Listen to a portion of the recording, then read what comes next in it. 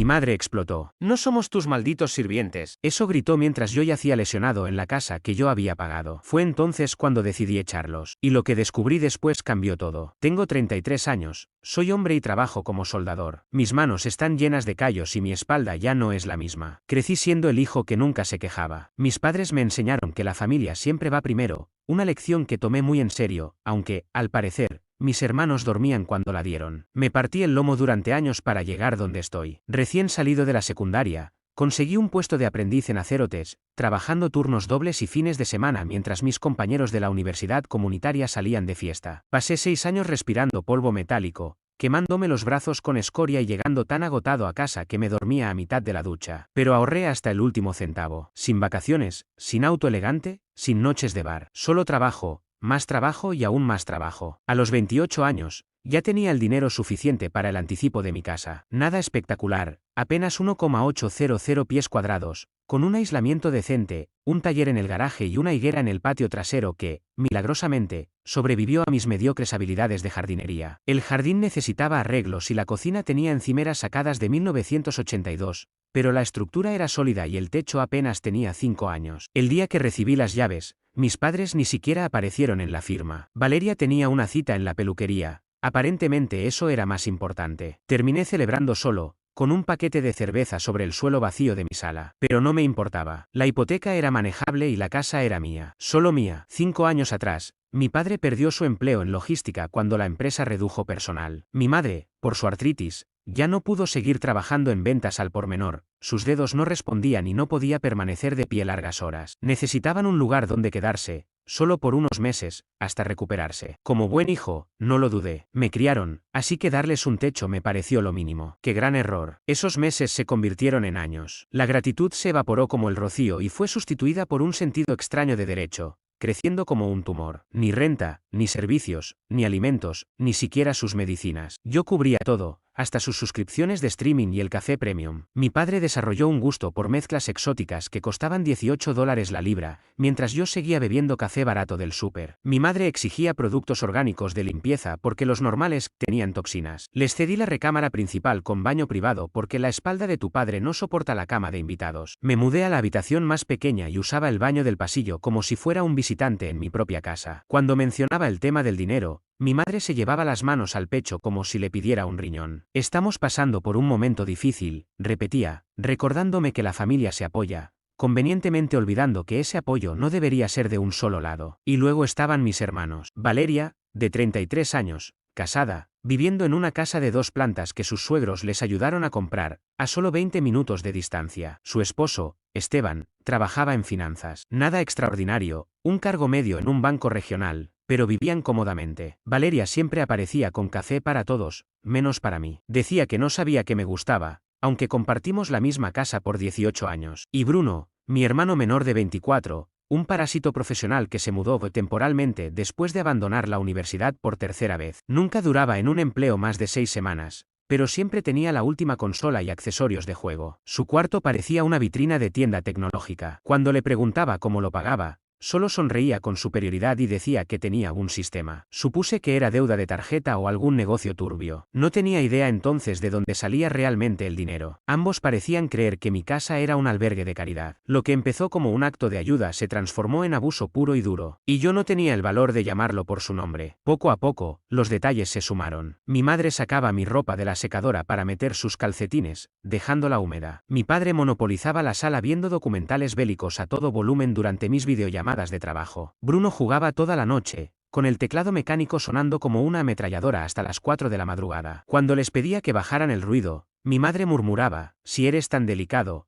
alquila una oficina. Esta era mi casa, mi hipoteca, mis reglas, salvo que ya no lo eran. La dinámica cambió tan lentamente que no lo noté hasta que se invirtió por completo. Yo era el inquilino en mi propio hogar. Valeria venía una vez al mes, no para ayudar, sino para darme sermones como si tuviera un doctorado en gestión familiar. Adrián, los estás malcriando, me decía, moviendo el cabello. No deberías permitir esto. Irónico, viniendo de alguien que nunca ofreció recibirlos en su casa. Siempre quise contestarle, si tanto te preocupa, llévatelos tú, pero nunca lo hice. Sus visitas seguían un patrón. Llegaba un sábado por la mañana, recorría la casa pasando el dedo por las superficies, hacía ruiditos de desaprobación y luego me acorralaba. Cada vez que preguntaba cuándo se mudarían, Valeria me lo devolvía. Ellos te criaron 18 años y tú no puedes soportar unos meses. Están pasando por un mal momento, Adrián. ¿Dónde está tu compasión? ¿Unos meses? Ya habían pasado 5 años. Hasta mi rutina matinal se volvió un campo de batalla. Me levantaba a las 5 para ir a trabajar, intentando no hacer ruido. Mi madre aparecía en el pasillo, brazos cruzados, quejándose porque el ruido del café la despertaba. Mi padre gruñía si el ventilador del baño sonaba. 3 años después, ocurrió lo de la cena de aniversario. Llevaba 6 meses saliendo con Camila. Planeamos una velada en casa. Compré buenos cortes de carne, bebidas,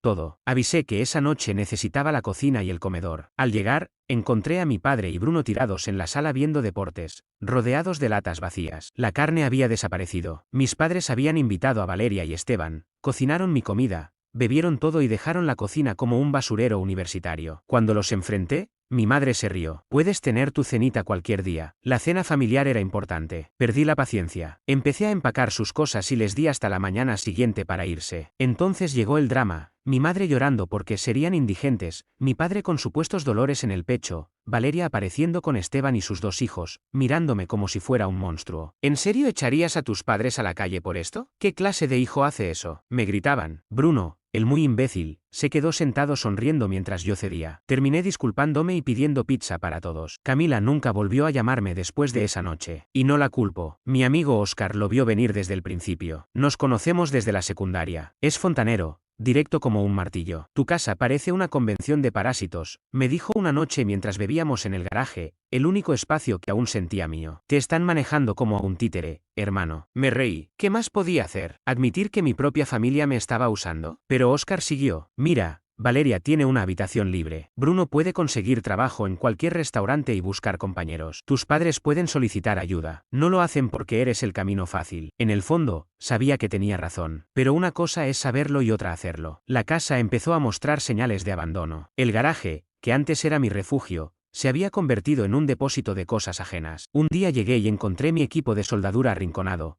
cubierto por libros viejos de Bruno y bolsas llenas de ropa que los hijos de Valeria ya no usaban. Intenté despejar un espacio para trabajar, pero mi madre entró y me dijo que hacía demasiado ruido, que estaba siendo considerado. En mi propio garaje, en mi propia casa, tragué mi molestia, me quedé callado, seguí pagando las cuentas y trabajando horas extra para cubrir gastos que parecían multiplicarse sin explicación. Creí, ingenuamente, que las cosas mejorarían, que algún día recordarían que yo también era una persona, no solo un monedero con piernas. Pero no fue así. Mi punto de quiebre llegó con un accidente laboral de los de siempre. Era jueves, estábamos fabricando vigas de soporte cuando un operador de grúa inexperto movió una pieza de acero de casi 1 tonelada a toda velocidad. Traté de apartarme, pero 12 días seguidos de trabajo sin descanso habían reducido mis reflejos. La viga me atrapó contra una columna, 3 costillas rotas, pelvis fracturada, hematomas internos y un pulmón parcialmente colapsado. Cuando abrí los ojos en el hospital, la primera cara que vi no fue la de mi familia, sino la de Oscar, quien había manejado directo desde su obra para verme. Llamé a tus padres, me dijo incómodo. Dijeron que intentarían venir si conseguían un aventón. ¿Un aventón? Mi coche estaba estacionado en su entrada y las llaves en el cajón de la cocina. Tenían todo el tiempo del mundo, pero eso era demasiado esfuerzo. El seguro cubrió la cuenta médica, pero solo pagaba el 70% de mi sueldo, lo justo para cubrir hipoteca y servicios básicos, nada más. Y aún así tenía que alimentar a 3 adultos que no aportaban un centavo. Tras 5 días en el hospital, me dieron el alta con un plan de tratamiento y medicación. Me llevó a casa Oscar,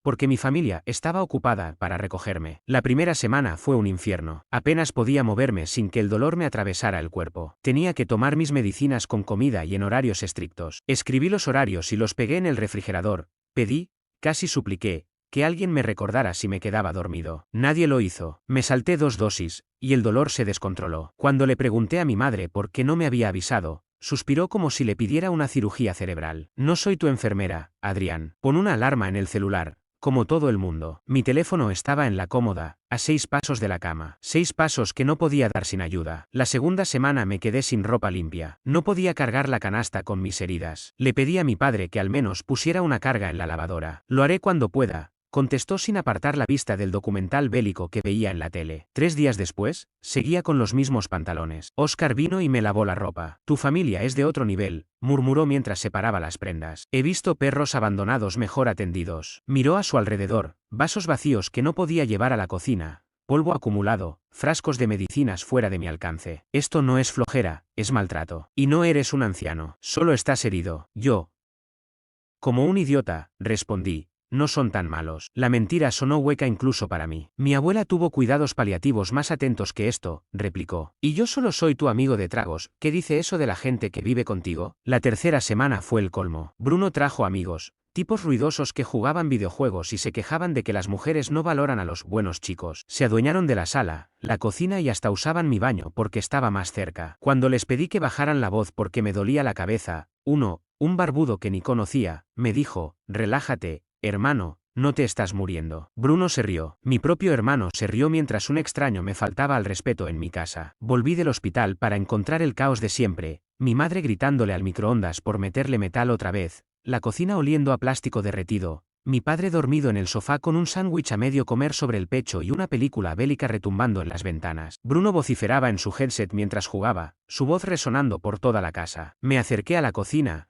el analgésico apenas mitigando el dolor, y le pedí a mi madre que me hiciera algo de comer. Solo un sándwich. No podía llegar a los armarios sin un tormento insoportable. Ella levantó la vista del teléfono y dijo, no somos tus malditos sirvientes, Adrián. Sin enojo, con indiferencia, como si le pidiera que limpiara el baño con su cepillo dental. Mi padre no dijo nada. Bruno soltó una risita sin despegarse del juego. Valeria, que estaba ahí con su sermón de siempre, no levantó la vista del móvil antes de añadir. Planea mejor la próxima vez, Adrián. Eso es ser adulto. Ojalá pudiera decir que exploté, que los mandé al demonio. Pero no. Solo dije, está bien, se acabó. Y regresé a mi habitación, apoyándome en la pared para no caer. Mi teléfono vibró. Era Oscar, preguntando cómo estaba. Él, que me llevó a casa, que organizó la entrega de mis medicinas, que fue el único en preocuparse. Le respondí que estaba bien. Mentí. Esa noche algo cambió en mí. Miré el techo que yo mismo pinté cuando me mudé y entendí que no solo estaba roto por dentro, estaba destruido en todo sentido. Les había dado todo a personas que me veían como un recurso, una casa, un monedero, un sirviente.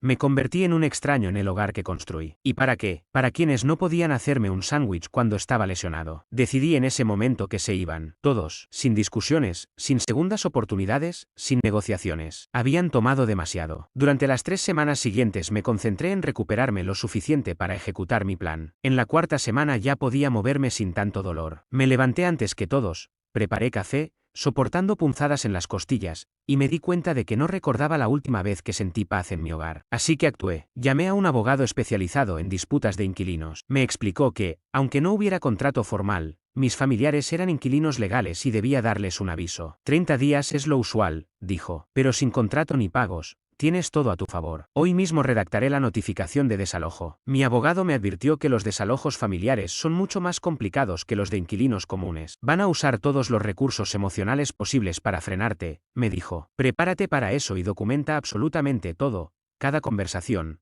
cada reacción. Si llegan a dañar algo, toma fotos de inmediato. Después de esa llamada, marqué el número de Oscar. Vino enseguida y me ayudó a trasladar documentos importantes y objetos de valor a un depósito seguro. No me lanzó un te lo dije, simplemente asintió y preguntó qué más podía hacer. Mientras me acomodaba en su camioneta, me dijo con cuidado, sabes que van a enloquecer, ¿verdad? Valeria va a explotar. Y tu madre, con suerte, intentará acusarte de maltrato a mayores o algo igual de absurdo. Lo sé, respondí, cansado. Ya no me importa. Por primera vez en semanas, vi a Oscar sonreír de verdad. Ya era hora, comentó. Bienvenido de nuevo a la tierra del respeto propio. Al llegar al depósito, siguió ayudándome mientras hablábamos. Esto no será bonito, pero es necesario, añadió con seriedad. Trabajamos siguiendo mi lista al pie de la letra. Copias de estados bancarios que demostraban todos los pagos que había hecho por ellos, fotos familiares y recuerdos que realmente valoraba. Guardamos los documentos importantes, mi certificado de nacimiento, la escritura de la casa, pólizas de seguro. Todo quedó protegido, fuera del alcance de cualquier arrebato. También cambié todas mis contraseñas, activé la autenticación de 2 factores en cada cuenta y llamé a la compañía hipotecaria y a mi aseguradora para asegurarme de que nadie, excepto yo,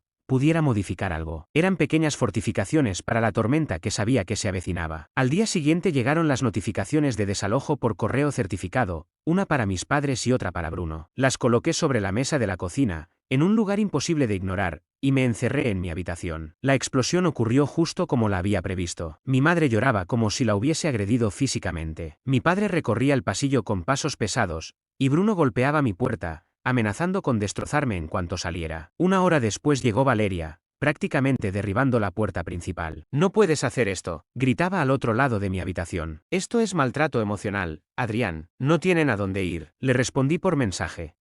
Que vayan a tu casa, tienes espacio de sobra. Eso es distinto, contestó al instante. Nosotros tenemos rutinas. Esteban no lo permitiría. Claro que no lo permitiría, pensé. Yo tampoco lo haría si hubiera tenido opción. Esa noche permanecí encerrado, la puerta bien asegurada. Óscar me llevó comida y revisó mis vendajes. Afuera, mi familia era como un huracán. Los escuchaba planear cómo harían para que me echara atrás. Esperaba enojo, esperaba culpa, pero no esperaba sabotaje. A la mañana siguiente encontré la cocina inundada, habían atascado el fregadero con papel y dejado el agua abierta. Los muebles del salón habían sido movidos para bloquear el paso, algo complicado para cualquiera y casi imposible para alguien con pelvis fracturada y costillas rotas. Bruno sonrió al verme forcejear. Ups, supongo que todos andamos torpes últimamente. No respondí, solo tomé fotos. Todo debía quedar registrado. Durante 2 semanas la situación se intensificó. Subían la calefacción a 30 durante el día y ponían el aire a 15 grados por la noche. Accidentalmente desconectaban el internet justo cuando tenía citas de telemedicina. Dejaban comida pudriéndose en mi habitación cuando salía con Óscar. Valeria venía casi a diario, alternando entre fingida preocupación y hostilidad abierta. Esto pasa cuando actúas sin pensar. Si hubieras hablado con nosotros,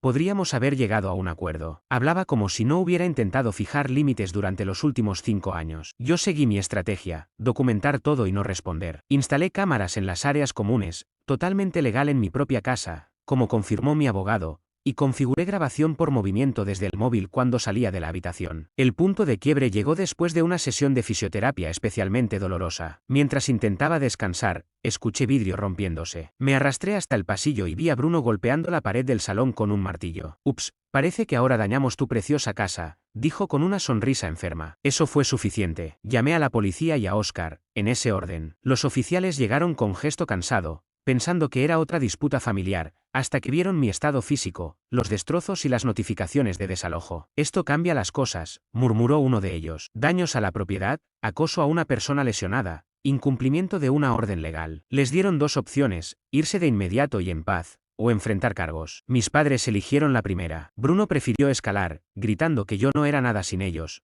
que me habían hecho. Terminó arrestado, acusado de destrucción de propiedad y amenazas. Mis padres salieron con sus maletas, Valeria detrás, como si fuera la directora de un funeral. Te arrepentirás de esto, alcanzó a decir. Cuando estés viejo y solo, recuerda este momento. La puerta se cerró. El silencio era abrumador. Sin películas de guerra, sin gritos de videojuegos, sin suspiros pasivo-agresivos. Por primera vez en años, mi casa volvió a sentirse mía. Justo cuando comenzaba a retomar mi rutina de recuperación, el móvil vibró con un mensaje inesperado. Beatriz, la hermana de mi madre. Casi nunca hablábamos, vivía varios estados de distancia y solo aparecía en fiestas o emergencias. Al ver su nombre, el estómago se me encogió. Abrí el mensaje esperando reproches, pero lo que leí me dejó helado. Adrián, me enteré de lo que pasó. No voy a tomar partido, pero hay algo que debes saber. Llámame, es importante. Lo hice de inmediato. Contestó al primer timbrazo. ¿Estás bien?, preguntó. También como alguien con costillas rotas y sin familia, respondí con amargura. Sobre eso, ¿nunca te preguntaste cómo se las arreglaban tus padres con el dinero todos estos años mientras vivían contigo? ¿O cómo Valeria pudo pagar su casa? Nunca lo había pensado. Supuse que el esposo de Valeria tenía buen empleo. Y en cuanto a mis padres,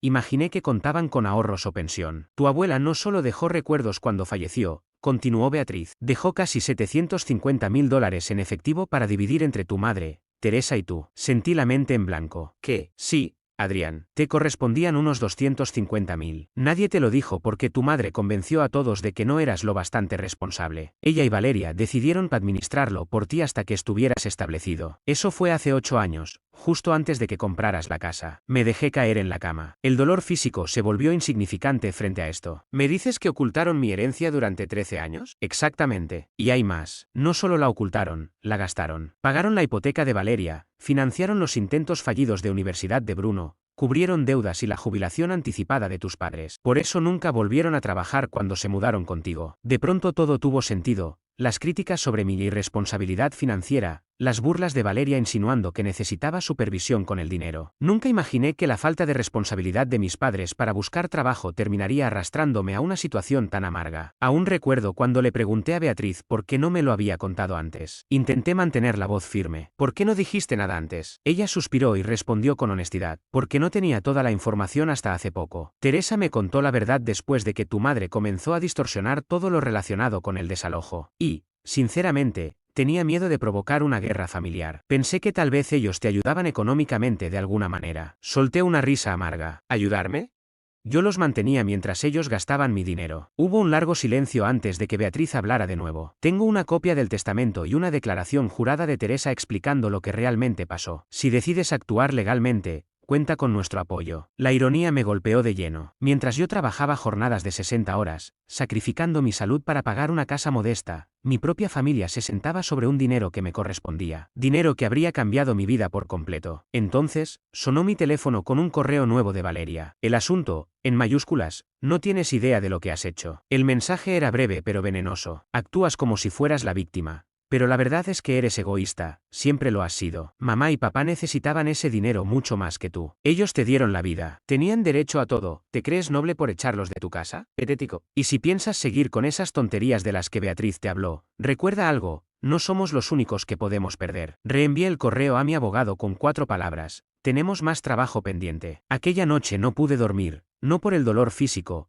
que era soportable gracias a los analgésicos, sino por el peso de la traición. Ya no era cuestión de que mi familia abusara de mi generosidad, era robo, y yo iba a recuperar lo que era mío. A la mañana siguiente, llamé al abogado que Beatriz me recomendó, Martín, especialista en fraudes hereditarios y disputas financieras familiares. Nos reunimos en su despacho del centro y llevé todo, la copia del testamento que Beatriz me había enviado, mis extractos bancarios que probaban años de gastos para mantenerlos, y los mensajes donde insinuaban que yo no era lo bastante responsable para manejar mi propio dinero. Martín arqueó una ceja mientras revisaba los documentos. ¿Fueron bastante descarados con esto, verdad? Nunca pensaron que me defendería, respondí. Él asintió. Eso nos da ventaja. Entonces descubrí la magnitud del engaño. Mi madre y Valeria no solo convencieron a Teresa para que las dejara manejar mi parte, sino que redactaron un documento falso. Era una carta supuestamente escrita por mí durante mi último año de universidad, en la que renunciaba a mi herencia. La firma parecía calcada de una tarjeta de cumpleaños antigua. El lenguaje era tan rígido que jamás habría salido de mí, y la fecha coincidía con un verano en el que yo trabajaba en una planta de fabricación a 2 estados de distancia. Ni siquiera estaba en la ciudad cuando esa carta fue escrita. Martín me miró fijamente y preguntó en voz baja: ¿Quieres presentar cargos? Falsificación, robo, fraude financiero. Son delitos graves. Nunca pensé que tendría que responder algo así sobre mi propia familia. Recordé los cumpleaños que pasé solo mientras ellos veraneaban en Cancún, la vez que perdí una cita médica porque tomaron mi coche sin avisar y lo devolvieron sin combustible. Pensé en el desprecio constante de Bruno, la condescendencia de Valeria y la frialdad de mi madre cuando me negaba comida después de una lesión grave. Lo miré a los ojos. Sí, quiero ir hasta el final. El proceso legal duró 8 semanas. Martín recopiló todo meticulosamente. Teresa firmó una declaración jurada confirmando que el dinero debía dividirse en tercios y que la habían engañado sobre mis intenciones. Beatriz aportó mensajes familiares donde mi madre y Valeria hablaban de que administrar la parte de Adrián. Yo entregué extractos bancarios, informes médicos y los correos amenazantes de Valeria. Cuando Valeria recibió la citación, pasó por todas las fases: súplicas, amenazas, culpas. Esto destruirá a la familia, Adrián. Vas a rompernos en pedazos. A la abuela le daría vergüenza, dijo entre lágrimas falsas. Mis padres intentaron la misma estrategia. Primero culpa, luego negación. Íbamos a decírtelo, me aseguró mi madre por teléfono. Solo esperábamos el momento adecuado. ¿El momento adecuado? Respondí con rabia. Después de 13 años y 5 viviendo gratis en mi casa, la bomba explotó durante una declaración bajo juramento, cuando mi madre, nerviosa, cometió el peor error. Le preguntaron por la carta supuestamente escrita por mí y admitió haberla ajustado un poco para que sonara más formal. Martín no la dejó escapar. Entonces, para aclarar, ¿Adrián no escribió esta carta? Ella tartamudeó. Bueno, él dijo algo parecido una vez. Yo solo lo formalicé. ¿Así que la escribió usted? La mejoré, balbuceó. Eso bastó. Todo se derrumbó. Los registros bancarios mostraron transferencias con la etiqueta aparte de Adrián, usadas para pagar la hipoteca de Valeria y financiar viajes familiares. Las declaraciones de impuestos revelaron cuentas de jubilación anticipada abiertas con mi herencia. Incluso aparecieron compras de consolas y equipo gamer para Bruno, además de un coche para Valeria. Todo pagado con mi dinero. El juicio fue más lento de lo que esperaba. Perdí días de trabajo por audiencias y declaraciones, gastando la licencia médica que me costó años acumular. Mis costillas sanaron antes de que el caso terminara. Volví a mi empleo en Acerotes con restricciones, tareas ligeras, control de calidad desde un escritorio. El sueldo era el mismo, pero ver a otros hacer el trabajo que yo amaba me dolía más que las cicatrices. Finalmente, llegó la sentencia. Mi madre, mi padre y Valeria fueron obligados a devolver mi parte con intereses, casi $300,000. También fueron sancionados por falsificación y se les ordenó redactar disculpas formales para el expediente. Cuando escuché el fallo, no sentí triunfo, solo vacío. Había ganado una batalla que nunca debió existir. 2 semanas después, Se presentaron sin avisar en mi casa. Ya caminaba con bastón, pero podía moverme. Abrí la puerta y dejé el seguro puesto. Valeria tenía el rostro enrojecido por la ira, mi padre miraba al suelo derrotado y mi madre lloraba, pero esas lágrimas parecían ensayadas. «Has destruido esta familia», espetó Valeria. «¿Estás feliz ahora? ¿Qué quieren?», pregunté sin emoción. «Venimos a hacerte entrar en razón», dijo. «Esta demanda,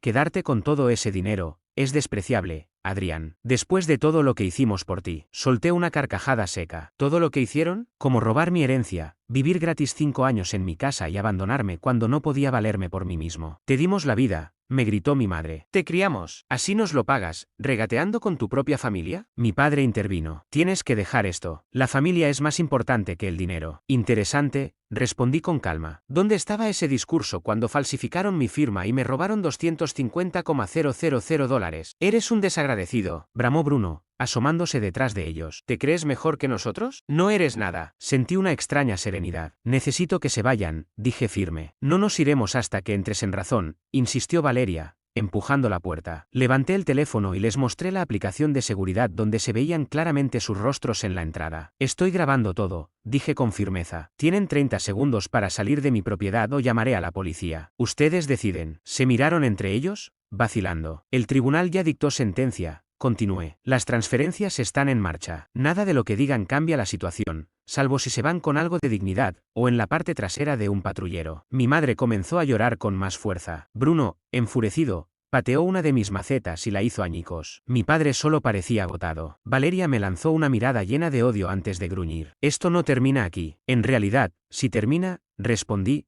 cerrando la puerta. A través de la cámara vi cómo discutieron un minuto más en el porche antes de subirse al SUV y marcharse. Al día siguiente presenté una solicitud para una orden de restricción. El juez la aprobó basándose en las grabaciones y en los daños que Bruno había causado previamente. No podían acercarse a menos de 150 metros de mi casa ni de mi trabajo. Valeria me envió un mensaje diciendo que era excesivo. Yo lo llamé tranquilidad, y bloqueé su número. La noticia se propagó rápidamente por la familia. La mayoría decidió no involucrarse, aunque algunos primos, con quienes llevaba años sin hablar, me escribieron para mostrarme su apoyo. Un tío incluso me llamó para decirme: «Siempre sospeché algo raro con aquella herencia. Tu abuela estaría orgullosa de que te defendieras». Esas palabras significaron más de lo que él imaginaba. Incluso parientes que siempre habían estado del lado de Valeria y Bruno empezaron a enviarme mensajes. Un primo me dijo: «Siempre me pregunté cómo llevaban ese estilo de vida. Ahora todo tiene sentido». Mis padres terminaron quedándose temporalmente con Valeria y su esposo, Esteban. Pero el karma siempre cobra factura. 2 meses después, según amigos en común, Esteban llegó a su límite y le dio un ultimátum: o sus padres se iban, o él lo haría. Valeria eligió a sus padres. Esteban pidió el divorcio 3 semanas después. Nadie se sorprendió cuando ella perdió la casa durante el reparto, ya que los padres de Esteban habían puesto la mayor parte del enganche y la hipoteca estaba a su nombre. Valeria intentó alegar que el dinero que había aportado,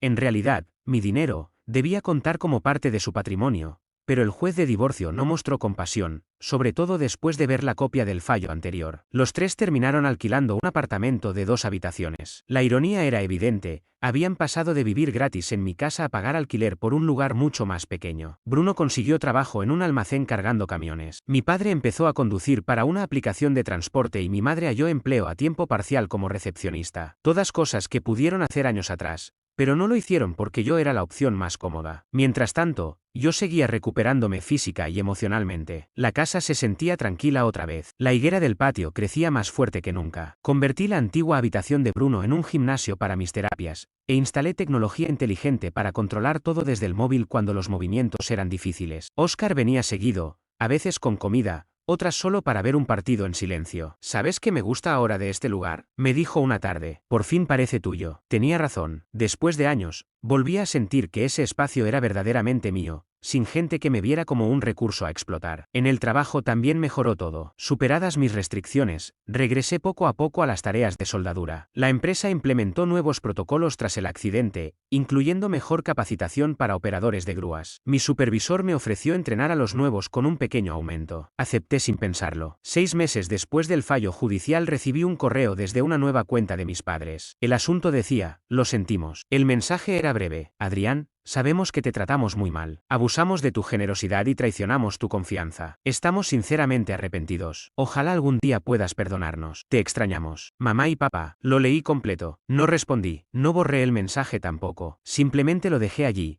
como una página cerrada que no necesito volver a leer. Con el dinero que llegó por orden judicial, hice las mejoras que soñaba. Aislamiento nuevo, ventanas térmicas, un calentador silencioso. Lo demás lo invertí de forma inteligente, fondos, planes de retiro y una pequeña propiedad para alquilar. Me permití un único lujo, una motocicleta discreta. No buscaba presumir, solo sentir el viento en la cara, escuchar el motor rugir y saber que ese momento era mío. A veces pienso en lo que pasó, pero no con rencor, sino como una lección que me costó caro. Jamás entregues tu paz a nadie, ni siquiera a tu familia. El respeto no se mendiga, se exige. Hace unos días, mientras conducía por una carretera solitaria con el casco puesto y el horizonte abierto frente a mí, entendí algo: no se trata de lo que perdí, sino de lo que recuperé. Y esta vez, no pienso soltarlo por nada.